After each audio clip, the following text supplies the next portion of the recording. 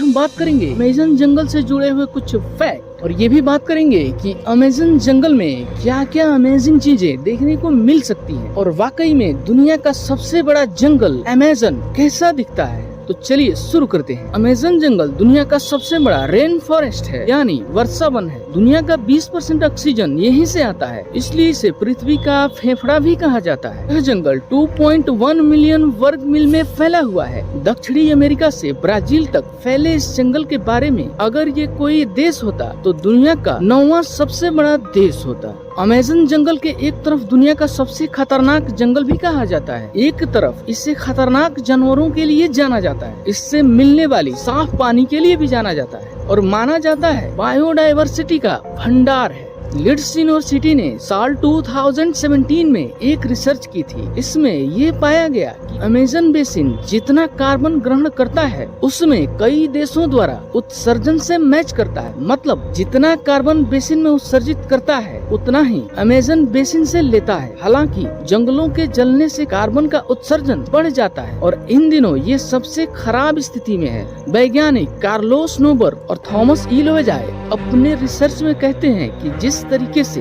Amazon जंगलों को काटा जा रहा है वह दुनिया में सबसे बड़े जंगल से सबसे बड़े सावन क्षेत्र में बदल सकता है। बता दें कि सावन क्षेत्र में छोटे छोटे पौधों के साथ घास का जंगल होता है, इससे क्षेत्र की इकोलॉजी भी बदल सकती है। नेशनल जियोग्राफी की रिपोर्ट के मुताबिक अमेज़न रेन फॉरेस्ट का असर सिर्फ क्षेत्रीय वाटर साइकिल पर नहीं होता बल्कि इसका असर ग्लोबल स्केल पर होता है। अमेज़न के जंगलों से जिस तरह बारिश होती है वह क्षेत्रों से होते हुए पहाड़ों के कोने कोने तक पहुंचती है। एक रिपोर्ट के मुताबिक अमेज़न रेन फॉरेस्ट के पास वह क्षमता है कि वह जितना बारिश पाता है उसका आधा प्रोड्यूस कर देता है और यह चक्र एक नाजुक संतुलन है जिसके टूटने पर गंभीर परिणाम देखने को मिल सकते हैं। अमेज़न के जंगल 9 देशों से होकर गुजरते हैं और इन जंगलों का करीब 60% ब्राजील, 13% पेरू, 10% कोलंबिया और बाकी हिस्सा वेनेजुएला, बोलीविया, सूरीनाम और फ्रेंच गुयाना से होकर गुजरता है। बता दें कि पृथ्वी पर जितने जीव है उसके 1/3 को एक साथ आप अमेज़न के जंगलों में देख सकते हैं और यहाँ 390 अरब पेड़ है जिसमें 16,000 से ज्यादा उनकी प्रजातियां हैं। इतना ही नहीं, यहाँ पर 400 से ज्यादा आदिम जनजातियां भी रहती हैं। अमेज़न के जंगलों के कीड़ों की काफी चर्चा होती है और माना जाता है कि यहाँ इतने हजार तरह के कीड़े और जंतु मिलते हैं कि उनमें से कुछ ही फीसदी के बारे में अब तक वैज्ञानिकों को पता चला है। और यहाँ की बुलेट चींटियां भी काफी खतरनाक होती हैं। देखने में छोटी वाली इन चींटियों के डंक को जहर की तरह खतरनाक माना जाता है और कहा जाता है कि इनके काटने पर गोली लगने जितना दर्द महसूस होता है। चींटियों के बाद यहाँ की मकड़ियों की भी चर्चा होती है और यहाँ 3000 से ज्यादा मकड़ियों की प्रजातियां पाई जाती है जिनमें ज्यादातर जहरीली होती है। टारंटुला मकड़ी को सबसे खतरनाक माना जाता है। इसके बाल भी इतने खतरनाक होते हैं कि अगर आपकी आंखों में पड़ गए तो शीशे की तरह उसे फोड़ देंगे। और एक रिपोर्ट के मुताबिक